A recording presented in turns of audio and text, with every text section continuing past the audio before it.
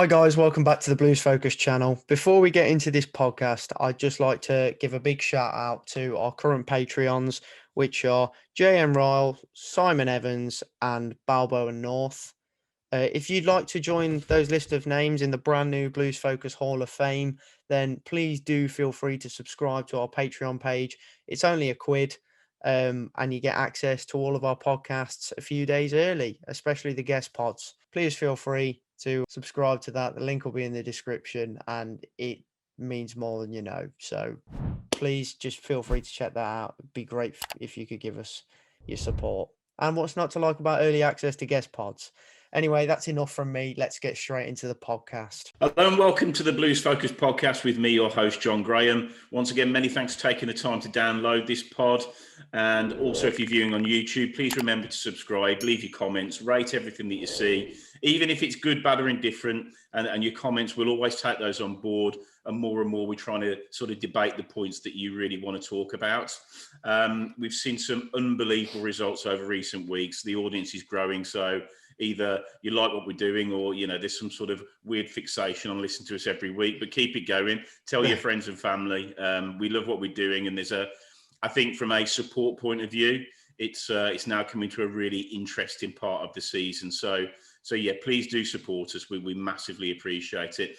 Right. As ever, I've got the two Toms with me. How are you, boys? Good, thank you. Mate. Cool. Right, let's get involved.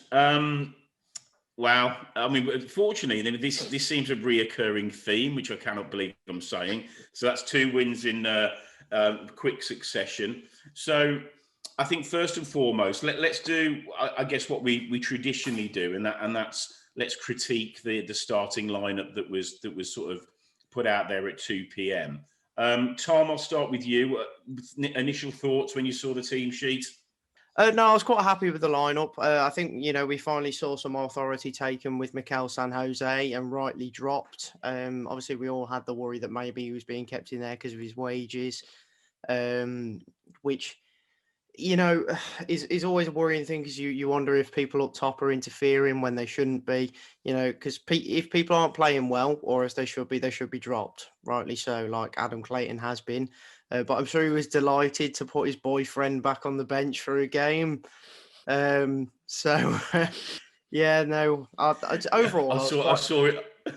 Carry on. I was going to say, I saw him warming up, and I could just feel the angst from social media just enveloping the pitch. It was unbelievable. Yeah. Go on. Sorry. Yeah, no, I was just going to say, overall, I was quite happy with the lineup because we finally developed a consistent starting 11.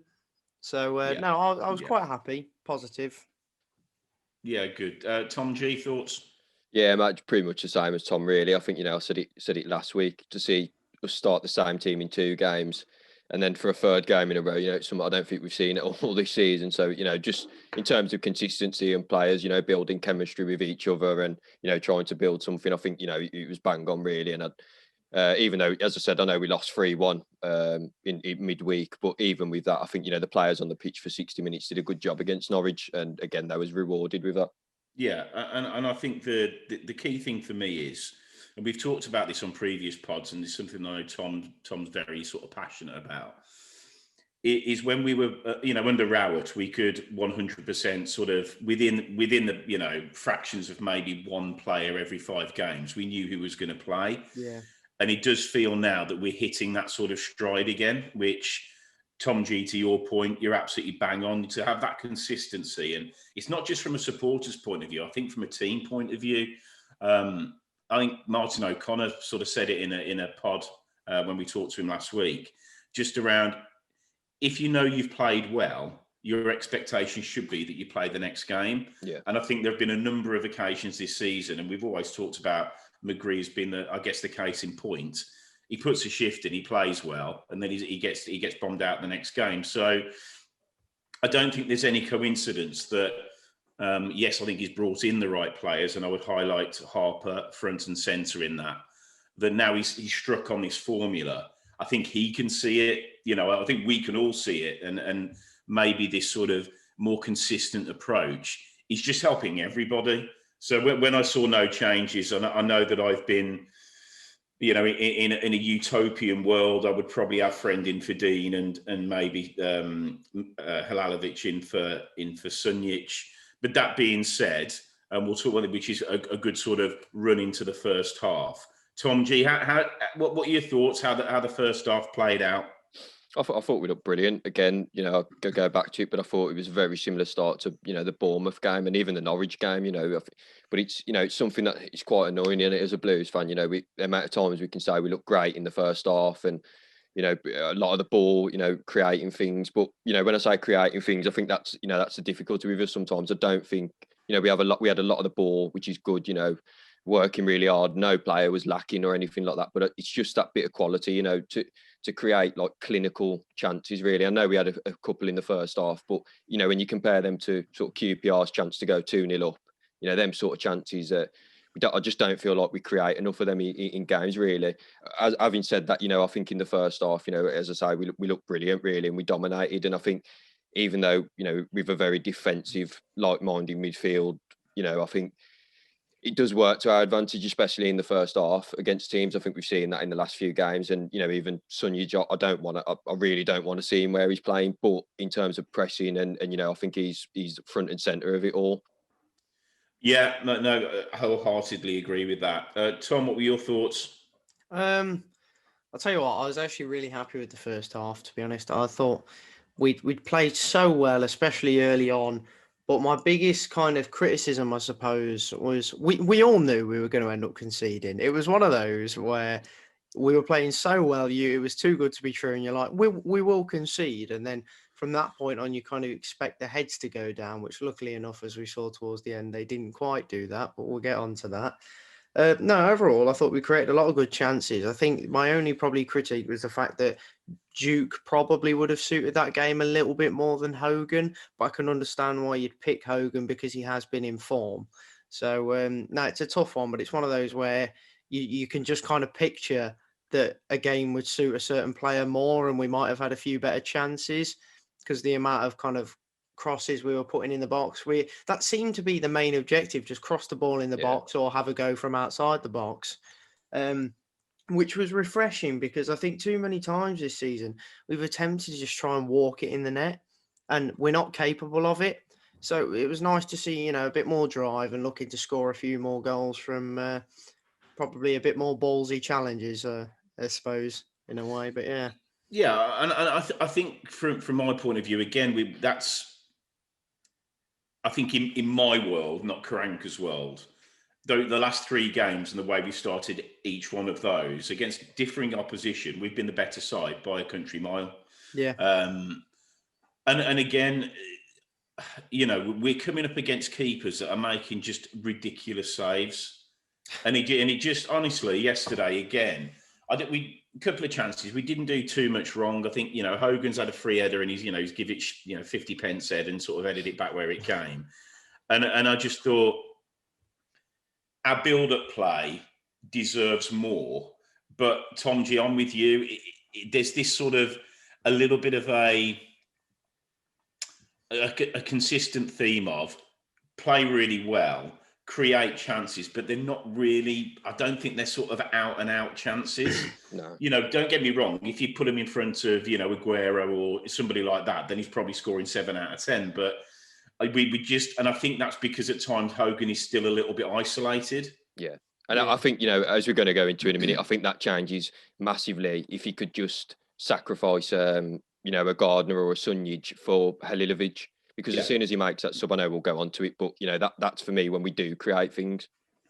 Yeah, and before the game, I said to my lad, I said, the biggest nailed on certainty in this is just Charlie Austin. Anytime he will score, guaranteed he will. I was surprised they took him off. Couldn't believe it. Yeah, I mean, I would say that he's. How can I put it? I think he's probably enjoyed lockdown. Let's put it that way. He don't look the most mobile, if I'm being brutally honest. But it's one of those you never lose that sort of poachers. That he's born with that. He's scored goals wherever he's been, and he's an absolute handful. And I think across the park, Harper was back to I think what the previous Saturday. Thought he was excellent. Bella again a constant threat. I don't know what's happened to Pedersen. I don't know what's happened to him. It's a revelation. What is going on? I mean, thank Christ, but I've gone from a big advocate of getting Friend in at left back to Pedersen's first name on the team sheet. Yeah. And and fair play, that's what we want. We want people to just grow a pair of bollocks and say, well, we're in this, we're banging this, and we need to step up. We know what's required. And Pedersen has been an absolute revelation for me. Certainly over the last probably 4 or 5 games, he's really shown that intent. And I think case in point, he was probably close to man of the match when we beat Sheffield Wednesday. So it's really good. We've got some key players in form now. And a quick shout out for Clark Salter, who again was absolutely out of this world for me. Absolutely out of this world. Exactly. So moving on to the second half, which, I mean, bloody hell, we'll start at the beginning, but there's plenty to pack in. So I'll, Tom G, what thoughts on the second half?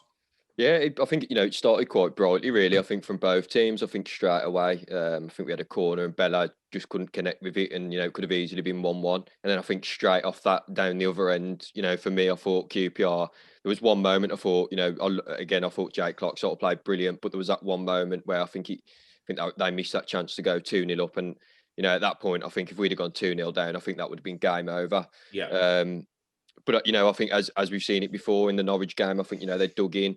We again, there was nothing in the game really. It was quite end to end for the first 15, 20 minutes. But you could see that it was crying out for a substitution. And to be honest, it's normally the time when we don't look forward to it when substitution time comes. And I think just the subs that we made yesterday, it raised a few eyebrows on social media. But I don't know whether he's got lucky with that really. Robert's putting that ball into the box there and it's come off working wonders. But either way, it's happened. And I think, bringing Halilovic into the game, it just changed everything for me, really. I know we spoke about him before, but he just brings a different dimension to our team. I know you said it, I'm not saying comparing him to Grealish, but, the likes of Grealish, Maddison, sort of Campbell, that is what football is about now for me. You've got to have 2 of them players in your side who can play like that if you want to be a good team and compete.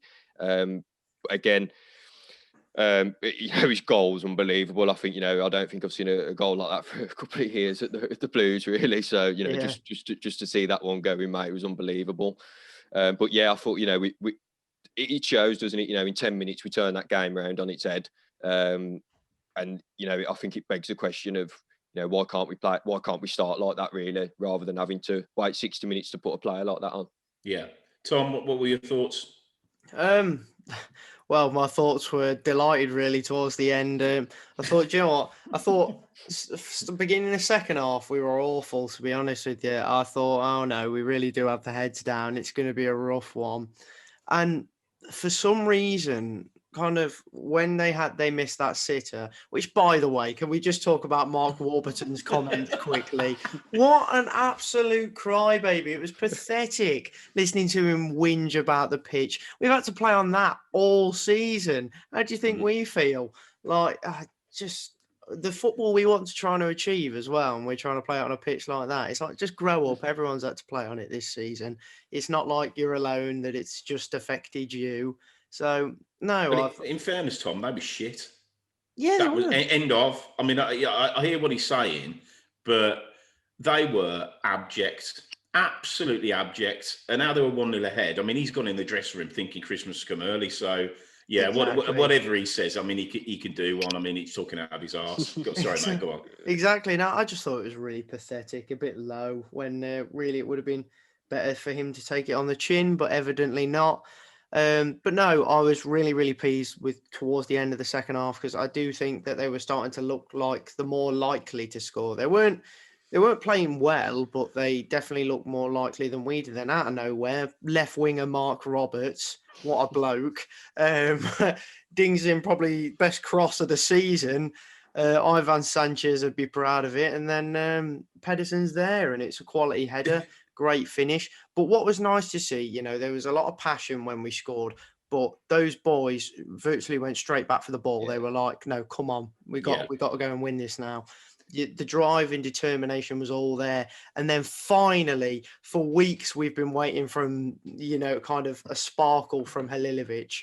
And you just kind of sat there wondering, is it going to happen? Will it happen? And then it finally happens. And I don't think I've seen kind of a bend it into the far corner goal like that since we had David Cottrell at the club, to be honest. So no, it was refreshing because we don't get that sort of look very often. So no, it was brilliant. I thought the substitutions, for a change, even though I didn't agree with them at the time, I thought they were effective and fantastic. So no, I was delighted, and it couldn't have gone much better, really. I do think we deserved to win because I thought we were better than them. Yeah, I think for me, when we went off into the after the first half, I actually felt sorry for him, for the manager, because yet again, we've gone in 1-0 down. It didn't deserve it. I mean, I know you make your own look in football, but I mean, Jesus, he must have felt there's not a lot more I can do. There genuinely isn't a lot more than that I can do. So I think my feelings went from feeling for the guy to, on 63 minutes, hating him, because again you can it's like the players that you shouldn't come off invariably. If you're making 2 out of the 3, you're having a laugh, mate. What are you watching? So Clark Salter for Roberts, yes, it's like for like, and maybe he was thinking about the really effective long throw that Roberts has got that we've never scored. I was going to say we've never even scored off on that. But that's the closest we've come. Yeah. But ironically, I think it was a long throw that was headed back to him for the cross. I might be wrong, but so he was there. Yeah. So it sort of worked in a weird way. Gardner coming off, I'd have probably taken Sunjic off. Yeah. I think Bella was unlucky to come off, and Lecco coming on. So, I said on a message last night, boys, that I would out myself. I mean, I was saying on the text, but I definitely can't repeat it on here because it takes it to another level. But yeah, I just couldn't believe what I was seeing. But having said that, just don't underestimate how good, and I think Harper just grew in stature when Halilovic came on, because he's thinking, I can definitely play with this guy. And Lecco looked bright. Lecco definitely looked bright. I mean, he probably didn't have a massive impact, but he looked better than he has done when he's come on recently. He just looked a little bit more interested. So, yeah, I mean, absolutely worthy of the equaliser without a shadow of a doubt. And you'd probably expect the plan would be Pedersen to knock it into Roberts, but it was the other way around. So, whatever, it's one apiece. And then, I'm with you, Tom. We did look hungry to go for the win. Before we equalised, we were bottom 3. Looking at that live table, we were third from bottom. Yeah. I think it becomes incredibly difficult to lose a game like that where you dominate it. Yeah. The world is against you. There's no two ways about it. You can dig out the manager, you can dig out the players, but again, I think we've done more than enough to warrant that equaliser. And then, Halilovic, just the way, and he's so arrogant. I just love it. I hate watching it. I hate the Barry Bannons and the players like that they know they can dictate a game. But they get on the pitch, they know they're good. And Halilovic is the same. And it's interesting that Karanka said post-match that I think he's had a strong word with him and said, look, if you want to start, the reason you haven't made it at Milan and the reason you haven't made it at Barca and all these teams you played for, because you're not working hard enough. Yeah. And to a degree, fair play to him. But somebody on the commentary yesterday wanted to wring his throat. Because, Halilovic wasn't working back. I don't want him to work back. To be honest, mate, I was going to say, I thought there was a couple of times yesterday where he was battling. And in our own half, I thought he was fouled a couple of times, but I thought because I thought that the reason he doesn't start is obviously his defensive work, isn't it? But if you got, why can't we, like as you said, just tell Harper to sit there and that's it. Then don't come forward. You just sit there. That's it. There was a moment in the second half. He was carrying the ball, and it looked. I think if it was somebody like a Sunjic, who was sort of little bit sort of down a bit of going down a bit of a sort of a cul-de-sac, heading towards goal. He had 3 on him, and I never thought he was going to lose the ball. And he knocked a square pass, and as he knocked it, he went through the player. Do you remember that? And the ref gave a free kick to them. and he was just like obviously incredulous to it. But I don't know what the end game is with him. But I can only, and this I know one swallow doesn't make a summer. But what I would say is, it feels like a bit of a Dugarry moment. It feels like we've got a talisman, and I don't think for 1 minute he's going to start every game. I don't. But do you know what? I think that if it's a tight game, or we need to find something, and he's there with 30 minutes to go, guys, we've got a diamond. There is no doubt in my mind, and I couldn't have been happier. I was absolutely ecstatic that he was the guy to get the victory, because ultimately, if things hadn't have changed, then ultimately, we were definitely staring down the barrel of a defeat, and I just don't think we'd have got out of it from that. So, to a degree, fair play to the gaffer. My last thing on Hogan and Clark Salter. They looked mightily pissed off when they got taken off.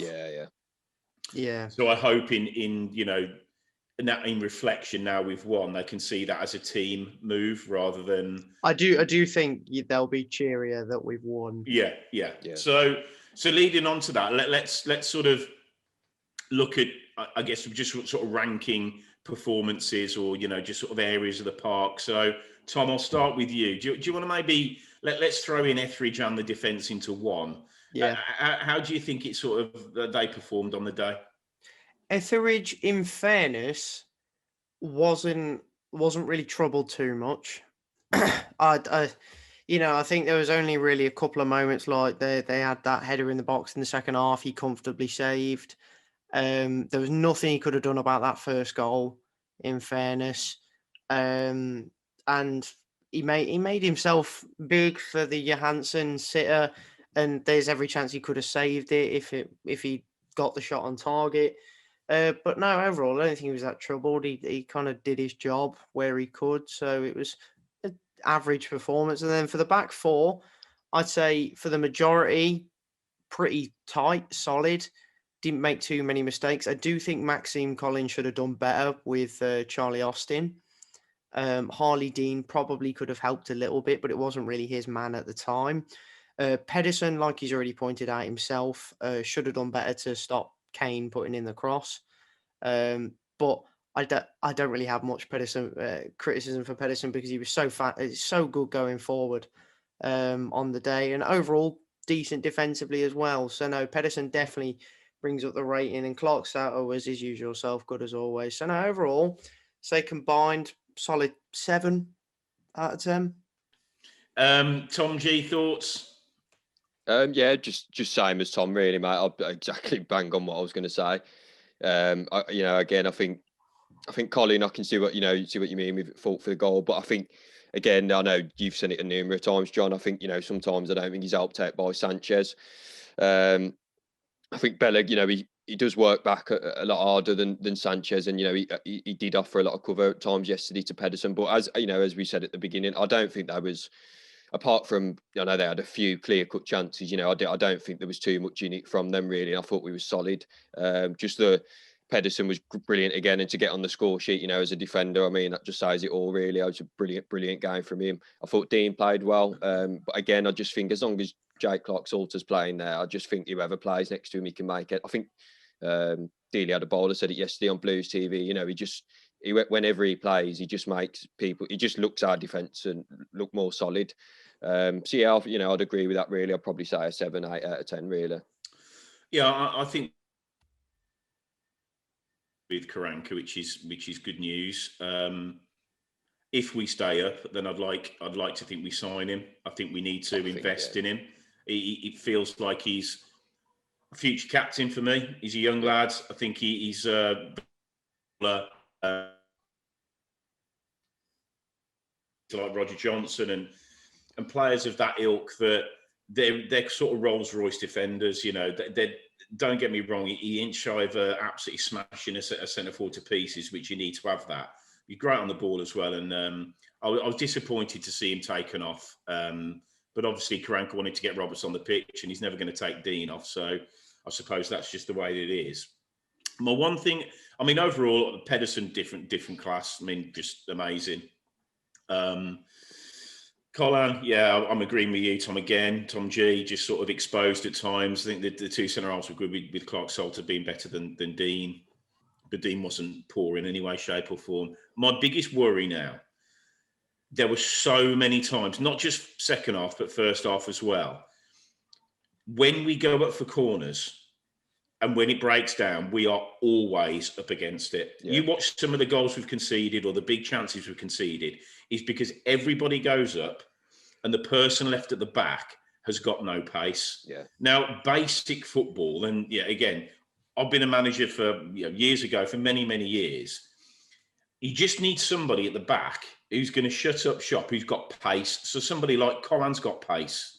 Trying to think who else. Sunjic has got pace. So you've got to have somebody that probably isn't going to score off a corner, that's sat on the halfway line, that if that big ball comes out, he can either take the ball, the player, or obviously just whatever, just sort of nullify the threat. And time after time yesterday, we're one-on-one. We're one-on-one at the back or 2-on-2.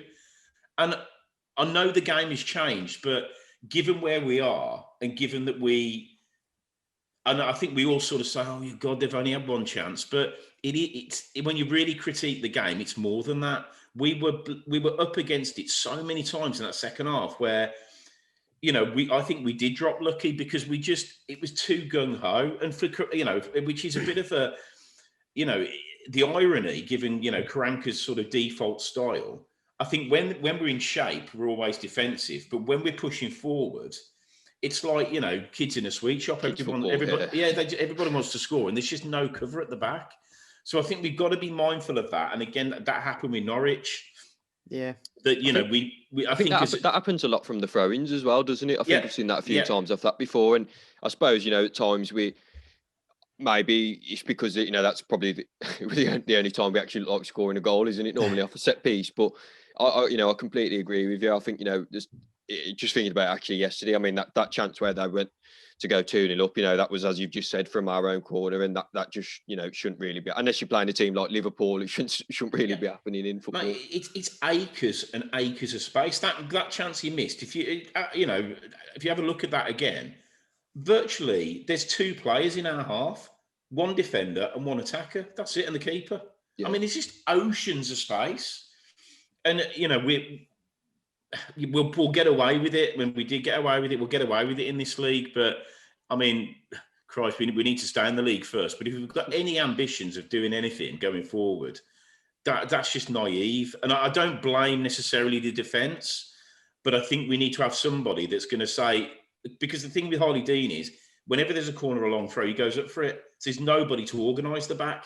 So you need somebody that's either centre mid or centre half to say, right, this is the shape, stay where you are, because if it breaks, we could be up against it. Yeah. So, again, I'm not going to criticise the defence because, ultimately, I think each one of them was pretty solid in their own right. I just think we need to get a bit cuter when we are pushing forward because we are massively exposed.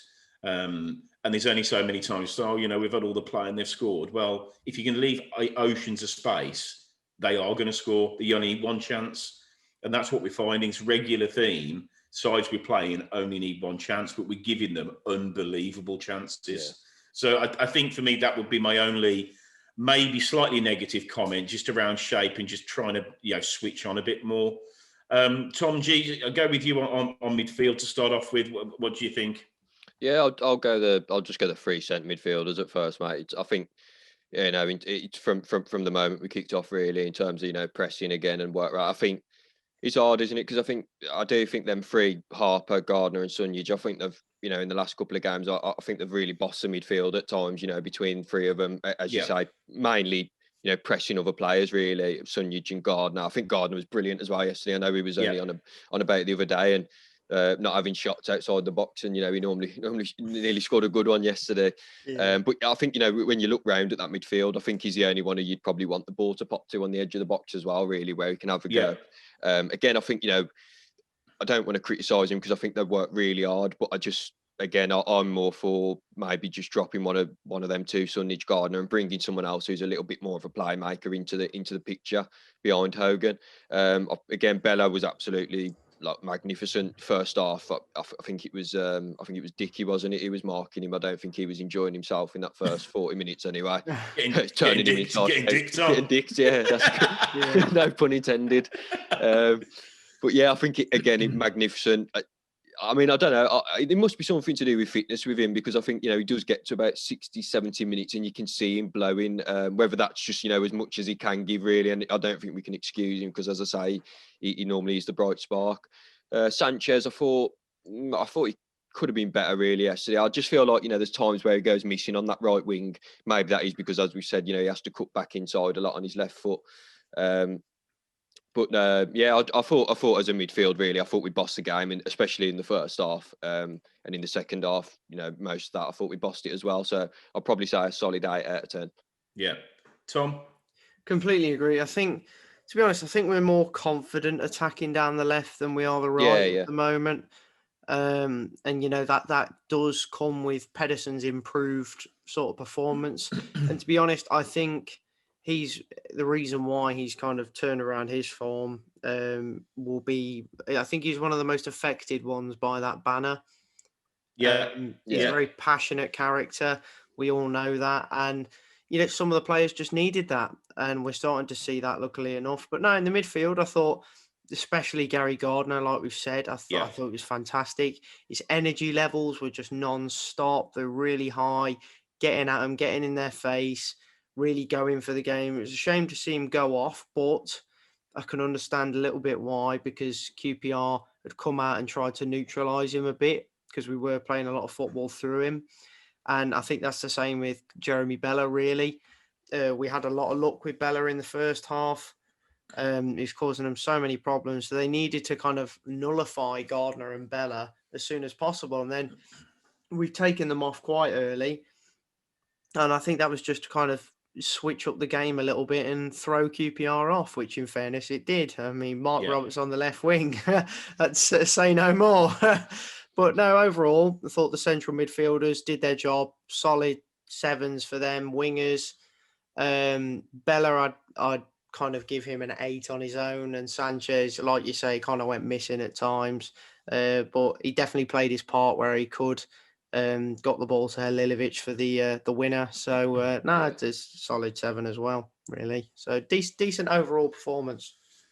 Yeah, I mean, I do. I mean, you find yourself contradicting. Well, I certainly find myself contradicting myself when I'm looking at that 3 now, where we're always building a really solid platform. So, we're starting games well, we're dictating play. I've said for a while now, I like Gardner because it does mean something to me. He's got everything as a footballer. Good with the ball at his feet. He's got a good range of passing. He's got a shot on him. He's good in the air. He doesn't take any messing. He really puts his stamps his authority on the game. I think Harper, again, he's just growing performance by performance. Excuse me. I think the only worry now is, can he do the Saturday, Tuesday? Because I think he was probably not quite as effective, maybe against Norwich as we would have liked. But maybe that's because he's up against a better class of player. I don't know. But I would be reluctant to change those 3. As much as I'm absolutely desperate to get Halilovic in for the Huddersfield game. We said I'll go back to the Borough game when we won. When you're playing against sides like QPR, definitely like Huddersfield, you've got to earn the right first 20, 25. Yeah. And Sunjic is, whether we like it or not, he's just a pest. He's a menace. He's going to be buzzing around. He's going to be making it difficult. And I wouldn't be anyway sort of disappointed if those 3 weren't the mainstay. As much as I'm desperate for to see Halilovic. Halilovic is the sort of player you want in your team when you're pushing for top 6. Yeah.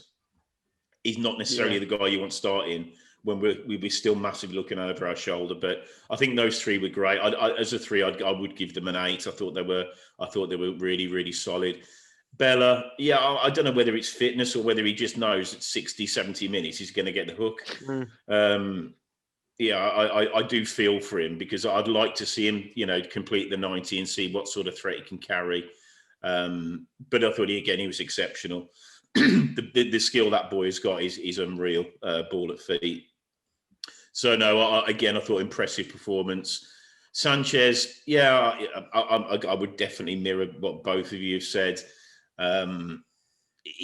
Sometimes he sort of goes down looking for free kicks when he's lost possession. We're definitely on the back foot, and he's looking at the ref to give a free kick that's never been a free kick. And you can apologise and sort of go for it as much as you want, but at the end of the day, I just think he's just got to be a bit more solid at times. Yeah.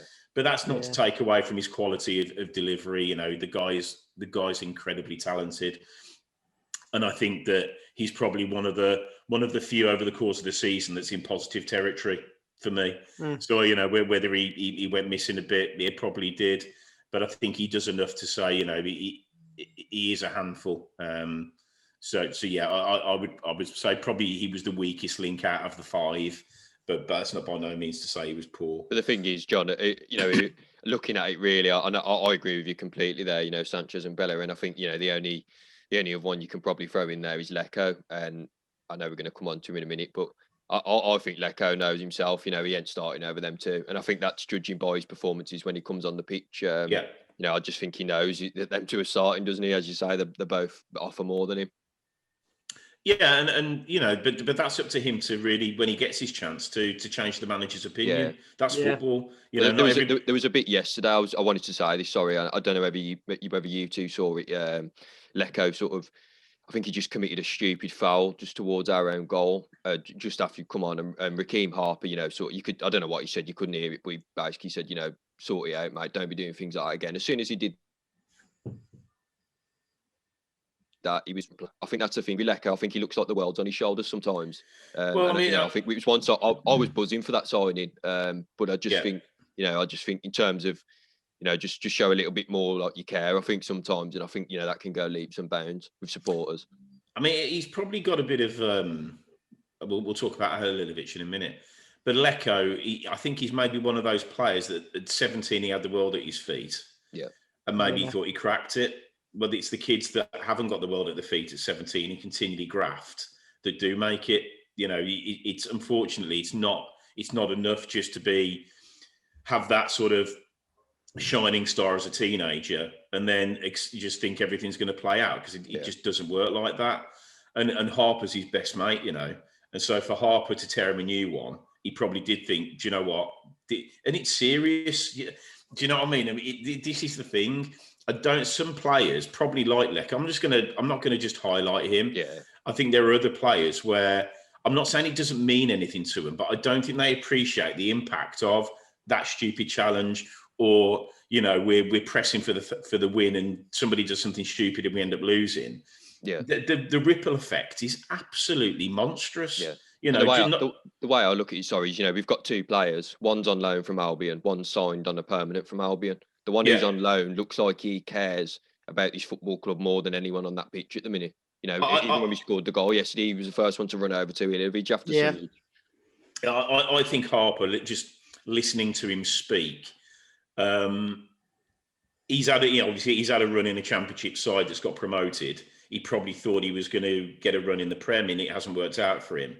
And I think his mentality is, I need to get back there. I need to start playing football. I need to start putting in consistent performances. And I just think he's got the appetite for it. And let's not forget, I mean, he's a good footballer. Yeah. I mean, he's a very, very good footballer. And as I said, if we can, and we'll probably sort of move on to strikers, but just hanging fire with Harper. That's another one. That's another one with your Jake Clark-Salters, and that, you know, you're building a spine of a team there. I mean, we've got Hogan for 4 seasons to go, so he sort of nailed on. Gardner again as a centre mid. We've got Sunjic, so you're sort of building a spine of a team there that is not a relegation championship side. It genuinely isn't. But unfortunately, we're still in the mire, so we've got to get out of it, and this definitely isn't over yet. But you know, we'd have certainly taken 6 points out of 9. You know, let's look at it that way. So just moving on to strikers, start with you, Tom. Just thinking about sort of Hogan and I think it's a tough one, really. I think Hogan really struggled throughout the game. The chances that were coming his way weren't his ideal chances. You know, they're not really his fox in the box kind of poacher goals.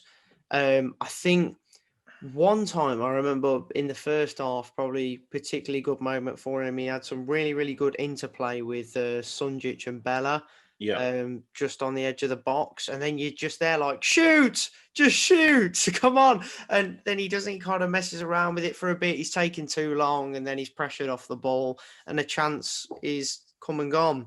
Yeah.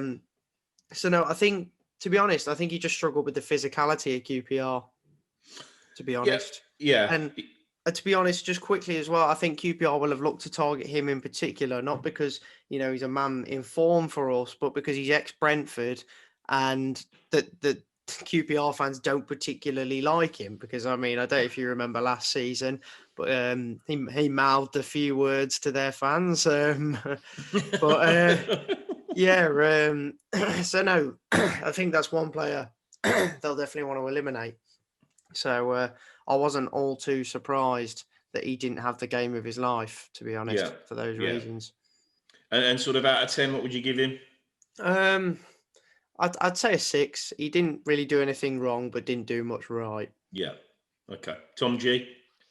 Yeah, I don't want to sound too critical here, because I was never a striker. I've never played up front in my life. I was a midfielder, so. But I find it difficult to watch. I think it definitely in terms of his work rate. Again, I can't knock the guy. I think he's absolutely, he's really working hard. But I think it's a very difficult position to play. Definitely for Blues as well at the minute. With the way we're playing, and I just think. I know there was a couple of times where Tom said, he's going down the left-hand side, right-hand side, linking up. But the problem is then, you got no one in the box, have you, when that happens? And I don't, no disrespect to Karanka, but I think we all know this anyway, but, I don't think he's renowned for, making, I suppose, he did a lot, was it Troy Ore was there, but he doesn't, I don't really know any strikers who've been on fire, who he's had before. Probably he's one at Middlesbrough because I got promoted, but even if Jukovic was playing, I know the game probably would have suited him a little bit more, which I agree with Tom, in terms of crosses, but I don't know. I just feel like, you look around at other teams in the Championship, even, QPR, they've got Charlie Austin, you look at the teams towards the top, Pookie, you look at Brentford, there's no one, I just don't see anyone, who's got that real something about him. And I think Hogan, again, I think he'll be a comfortable Championship player throughout his career, and there's no doubt about that, and he'll be a lot fucking better than ever I was. But I just think, going forward, again, I'll say, and I know a few people disagree with this, but just chuck that kid on that we've got for 20 minutes at the end, because as we all know, there's, Simmons, even if he, hits a ball and it goes 20 yards over the bar, I don't even care. I just want to see someone with a bit of talent and, something raw about him, just to have a go at teams. Sorry, I just agree with Tom. Sorry with the rating. I went off a bit on tangent there, but I agree with, I think in terms of work rating that he definitely deserves a 6, but I just don't think he's playing in a side where it suits him at all.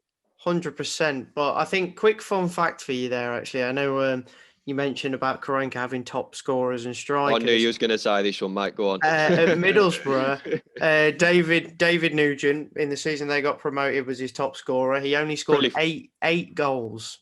Yeah. So that's 2 more than Hogan's on right now. So, I thought he was going to do me over then, Tom. No. To be honest, Hogan's stats add up. If that's the way Karanka wants to play, then they add up. Because Karanka is clearly a man that likes goals from all over the pitch.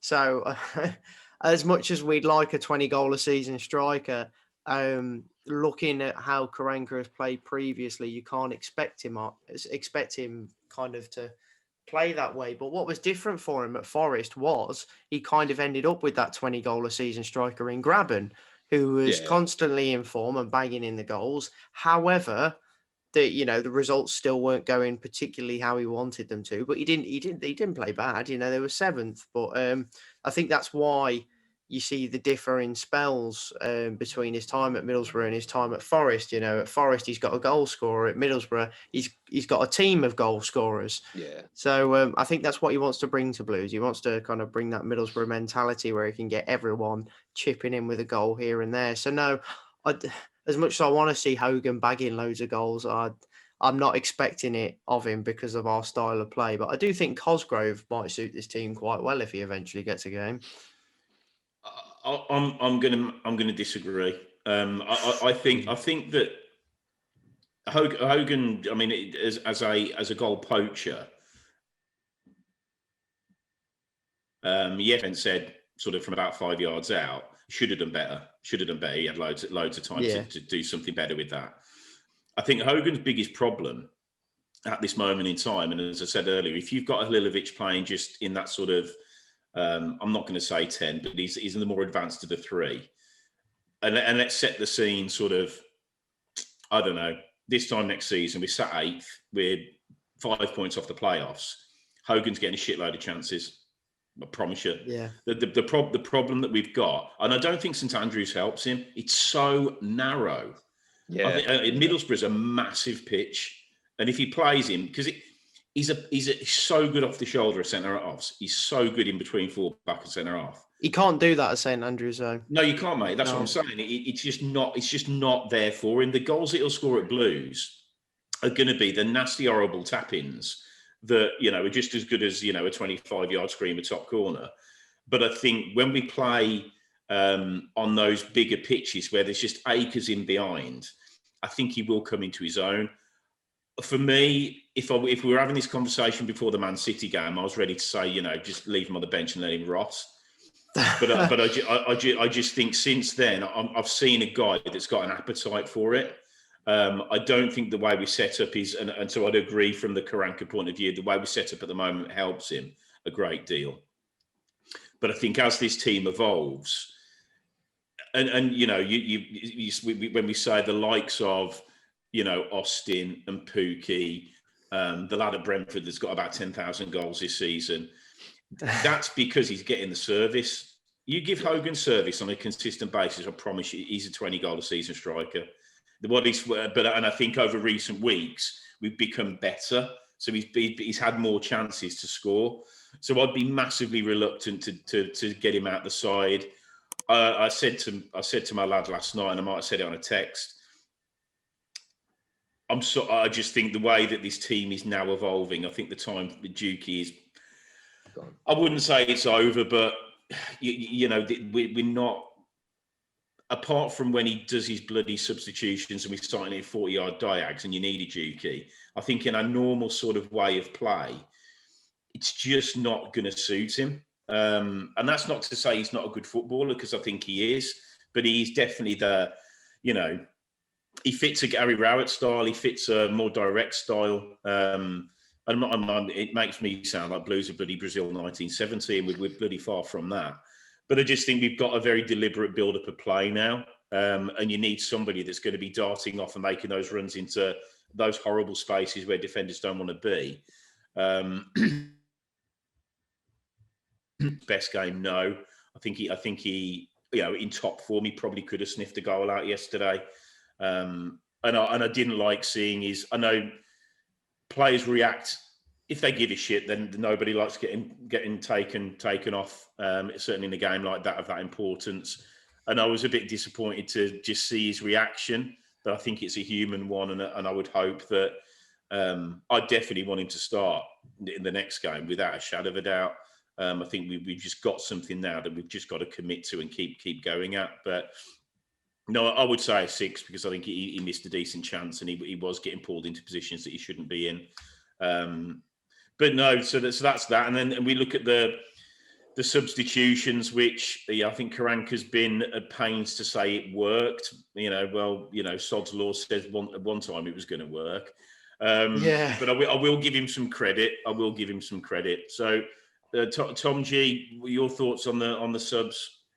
Yeah, I think as I said before, Matt, I think at the time I was looking at it thinking, oh God, here we go again. We're going to lose like 3-0 or something now. But I think I'm not going to get too carried away, because it has been once and we've come back. But them changes definitely turned that game around in the last 10 minutes, whichever way you look at it. And I think that's all I'll say. If we do it again, mate, in the next game and it works again, then maybe it's something to build on. But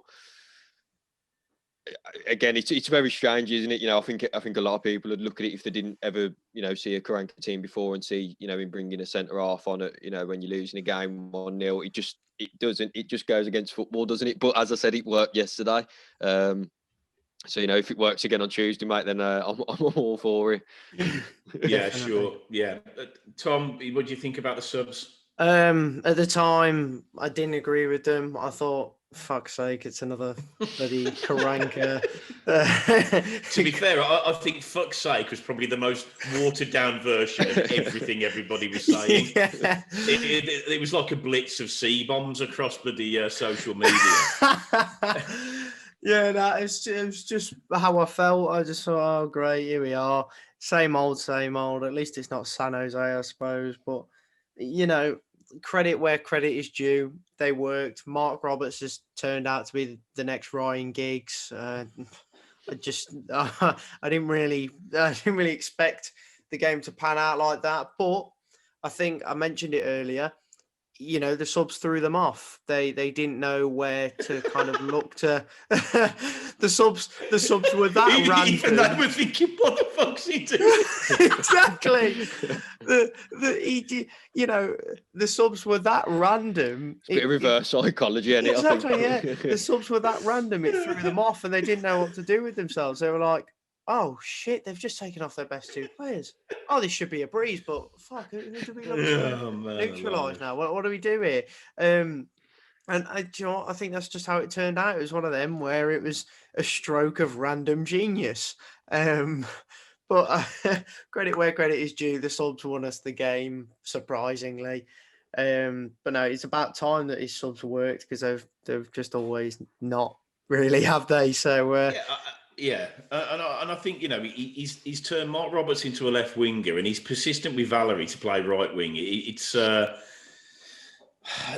baffling. I mean, I think from my point of view, as I said, the shining light. I'm not going to. Yeah, Roberts fine, great cross, fair play to him. Leko looked a bit more interested. Valerie wasn't on for long enough. But Halilovic, I mean, the guy's different gear. Just different gear. My question for you though on Halilovic, like, even though he had such a good game, would you start him, or would you prefer to keep him as that kind of gem on the bench? Like I said, mate, I think if we were starting the season, his first name on the team sheet, I just think we're in such a precarious position. You don't want to change it. Well, we're just playing cloggers. We're playing fucking Huddersfield. You can't. And I suppose it is a bit of a contradiction, but I think we've sort of lumped on a way of playing now, where as I said, we are starting games well. We're getting on the front foot. We're dominating games first 20. What we need to see now is that domination turn into goals, because it isn't. Yeah. So I would say not if we get to a point where we've dominated the game again and we're not getting the goals, then I think for the Saturday, absolutely he starts, because there's no point doing the same thing and saying, oh, you can hear Karanka saying that we're the best side. Well, it doesn't matter whether you're the best side. It's goals that count. And if by playing the way we play, we're ineffective, it's not working. There's no point looking pretty if we're not going to get the end result. So I don't, again, as long as everybody's fit and nobody's too leggy, then I wouldn't start him. And I hate saying that, because why wouldn't you start your best player? And he's potentially going to be our best player. I would be over the moon if he plays him, because I think that sends out an unbelievable signal. The intent, the desire, the want to play. Who would you take out though? Oh, Sunjic, 100%. You just have Gardner and Harper doing the grind. They're both good in the air. They both get the tackles in.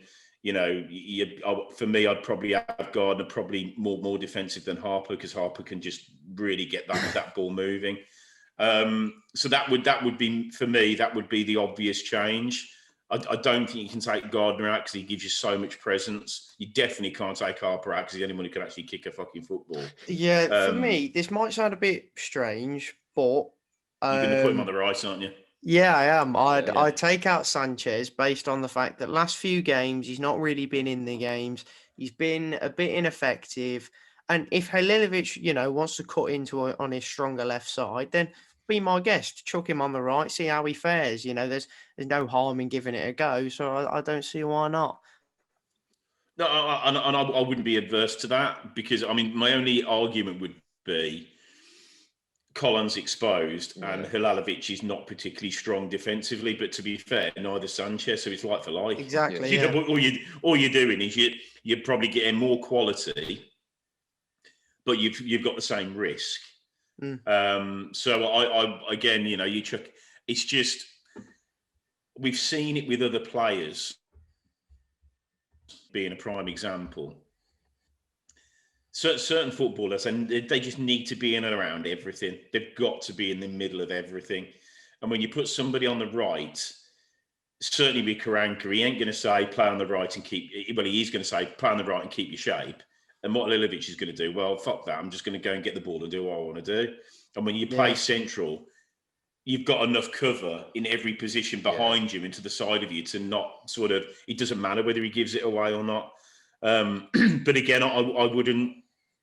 If he's on the team sheet, I'm over the moon. I just think that it's a bold move given where we are, but I wouldn't slight him for it because he's positive. You know, you chuck him in the side. How can he not be positive? Exactly. So yeah, I guess we'll sort of see on that.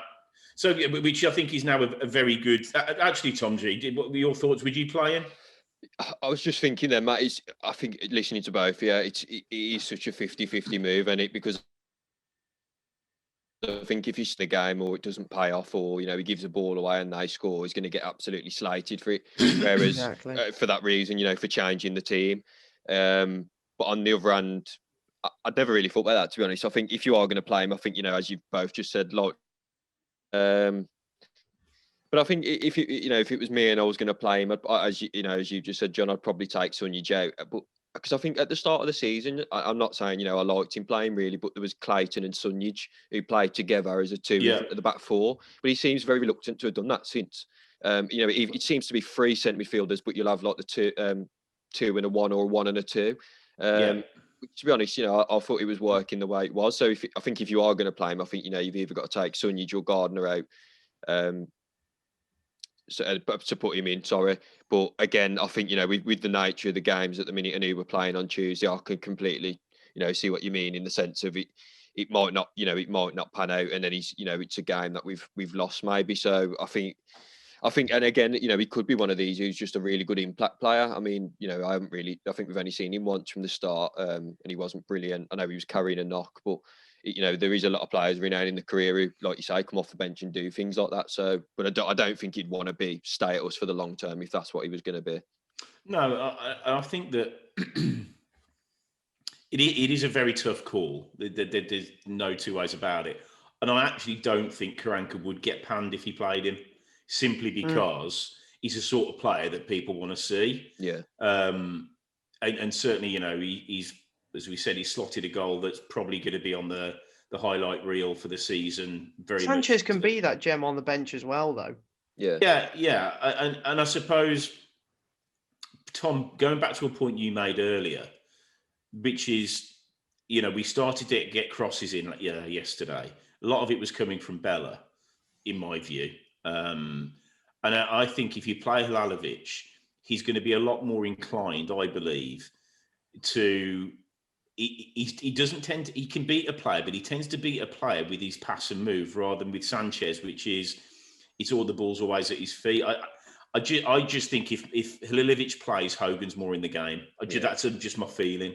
I think there's going to be more dynamic balls that are going to be slotted on the ground, where Sanchez is very much a get a yard, whip it in merchant.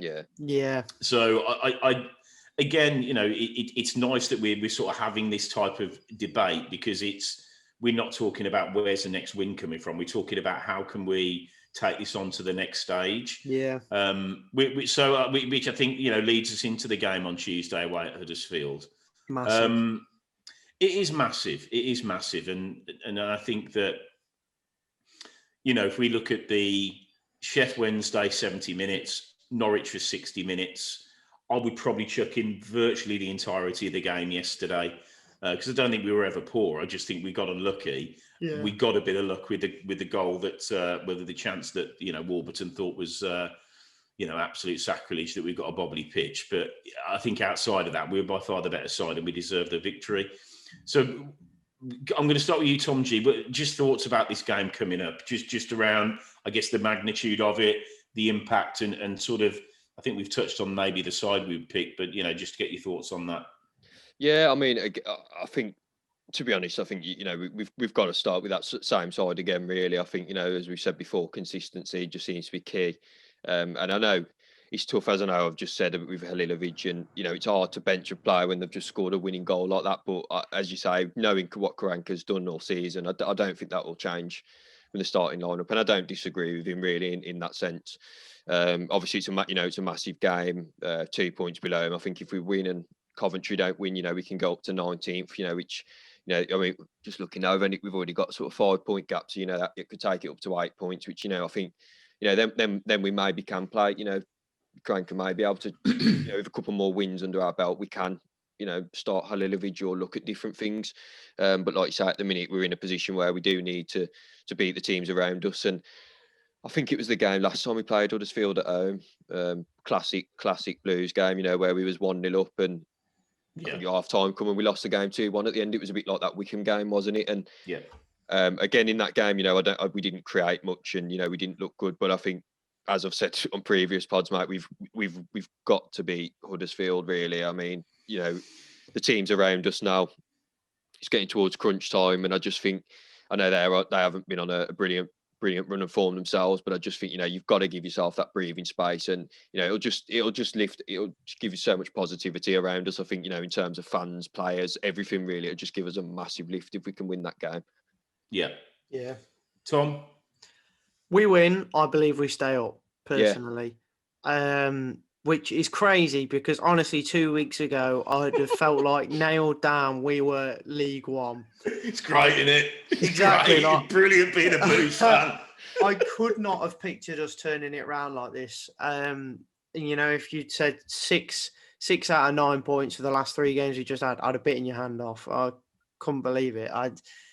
For me, I think with Huddersfield, the scary thing is they either turn up and put 4 past you, or they turn up and go, here, I have 5 goals. And there's been no in between for them this season. It's been such an up and down rocky road for them, and it really just depends on what Huddersfield Town kind of come up with on the day and how they approach the game. Because I believe if we take the game to them, then they'll crumble. But if we decide to sit back and let them come on to us, then I don't think it'll end nicely for us, really. But having said that, you never know. However, we will have to take our chances that night. There's no doubt about it. I think this is just as big as the Sheffield Wednesday game was. Yeah. And I think, sorry, Tom, I just wanted to mention this, just looking now, I think after that game, we got Barnsley, Bristol, Reading, Watford, Swansea, Brentford. So tough games. I've only just realised that, and carry on, mate, but we've got to win this game. Exactly. We've got to win the 6 pointers before we go into these tough games, because realistically, if we hadn't picked up the 6 points we had and then we were going into those run of games, I wouldn't be feeling confident at all. I'd be like, right, League One, how's life? And I wouldn't feel that confident. But I do think we can pull off a victory against Huddersfield. I'm confident we can. We've just got to play it the right way.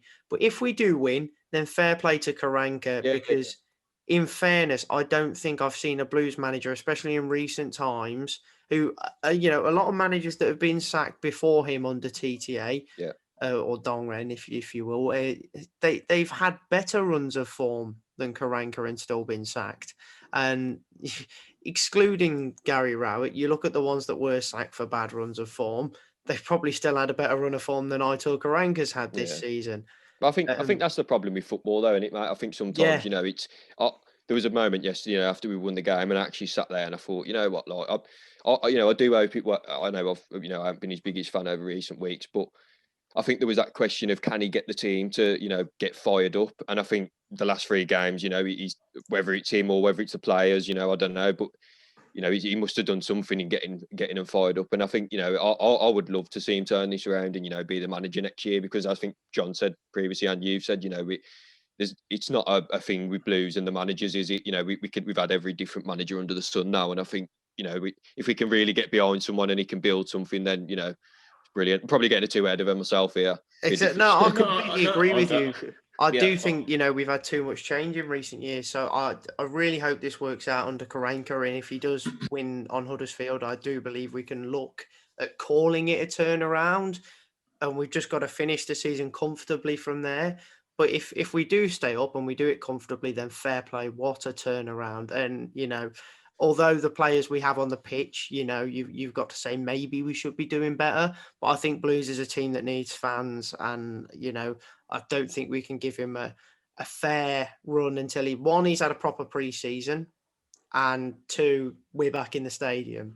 So yeah, we'll see. We'll see. I think from my point of view, I'm not going to. It's very easy, isn't it? Because it's just it's just a emotive situation and where we're at, and it's easy to be. The world's coming to an end when you don't get the result you want, or we're the best things in sliced bread when we do. So from a Karanka point of view, just against talking last night, the perfect storm is he keeps us up and he's our manager next season. However, I will temper that with, I think he's learning on the job. Even though he's a very experienced manager, I do think there's an element of learning on the job because, the Norwich game, it was his fault. I said it on the last pod and I absolutely stand by it. And if he'd have got canned for it, I certainly wouldn't have lost any sleep over it. I can promise you that. And the difference this week versus, this game and victory versus the Norwich defeat is Halilovic. End of. He brought San Jose on. Just a bit of quality. Yeah, he brought San Jose on. He was shit. And it was an attacking sub. Yeah, mate. And, let's go back to Sheffield Wednesday. He brought Halilovic on. Guess what? Started the run for the goal. It's not fucking rocket science. So there's an element of, yes, of course, I want stability. Yes, of course, I want Blues to stay up. And I wouldn't mind him being the manager. But he's got to learn that sometimes, and I'm not going to say that I thought the substitutions were brilliant yesterday because I didn't. I wouldn't have taken Clark-Salter off. I wouldn't have done that.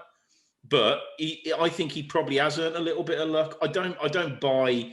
We go back to the Wickham and the Cov games when we were outplayed them and everything else. That was total bollocks. We didn't deserve anything, and we got what we deserved. But I think now, certainly since the Sheff Wednesday game and the Norwich game to a degree, and yesterday, there's a pattern developing. And now whether we can turn it, call it a turnaround yet, we can't. But the way that we've played, I ain't worried about that tough run of games because it doesn't matter who we play. At times, we get a lion's share of the game. It's just what we do when we've got it. We tend to fare better against the big sides. Yeah, absolutely. So I'm not really asked about that. I look at him. The day I worry about Barnsley is the day I might as well just stop fucking supporting football teams. They play good football, but big deal. We I believe, you chuck us against Barnsley, we should be saying, okay, this is fair play. We've got a decent chance here. So I'm not worried about that. I am very much. This is a marker now. This is it. I know we've said this is it so many times for the season, but Tuesday is so big because can we say we've turned a corner if we win? Definitely. Do the players grow in stature if we win? 100%. Do we then go into those next run of games? And those sides are going to be thinking, Jesus Christ, they've won 3 out of 4. They took the piss out of Norwich for 60 minutes. This is not a side that people want to be playing. And I can promise you Huddersfield will look at us and go, yeah, pretty much Dick Sheffield Wednesday in a must-win game. They've got another one now. So we've got a point of reference. Yeah. We have got a point of reference to take it to them and beat them. So I do hope he keeps the same side. I as much as I'm desperate, I think Halilovic's time will come.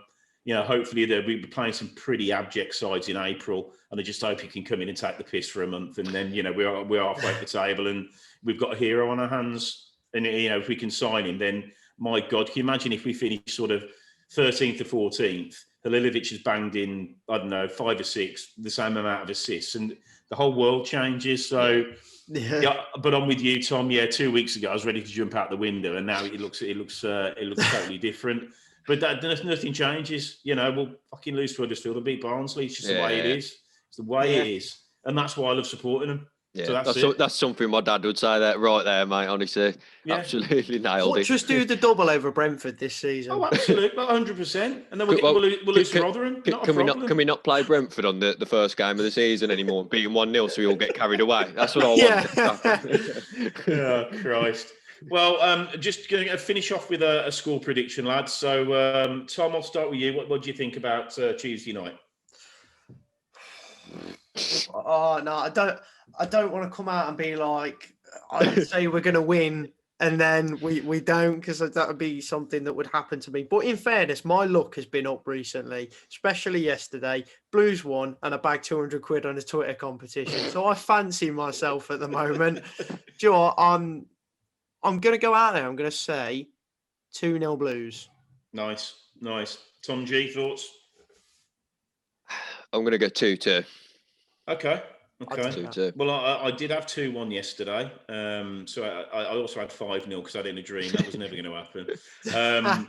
I think we're going to win. I think we'll win 3-1. I really like what I'm seeing. But that's with the caveat we've got to get that early goal. This side gets an early goal, it's anything, I'm telling you. Because if we can get a goal in 20 minutes, he can't change it. Yeah. So, we will just keep that pattern of play. And if we go 2-0 up at half time, then he'll probably make the changes that we don't want him to do. But I think the penny's dropped with them. I do. I think the penny's dropped. Huddersfield's a huge pitch. And I just think it's going to play into our hands. I wouldn't change the team. And then, we can get the Croatian Messi on, an hour in and just show everybody what he's about. And, I think for me that would be very much, it is the turning point then. It is. If we win this, I'm not saying it's over because it isn't over. But my God, what a difference sort of 10 days makes, it'd be unbelievable. So yeah, on that sort of relatively positive note, boys, thanks so much for joining us. And me, that's been fabulous. And yeah, we push on now to Huddersfield. And I just hope next time that we get together, we're having a similar conversation and we're saying, right, Barnsley, let's have a bit. Yeah. But until now, everybody, once again, thank you so much for downloading the pod. I hope you've enjoyed it. Another really solid performance by Blues and finally got the bit of luck that we deserved. And we can take that up into Huddersfield on Tuesday and see where we can take it. And, again, a massive 3 points. But between now and then, thank you very much. Stay safe and keep right.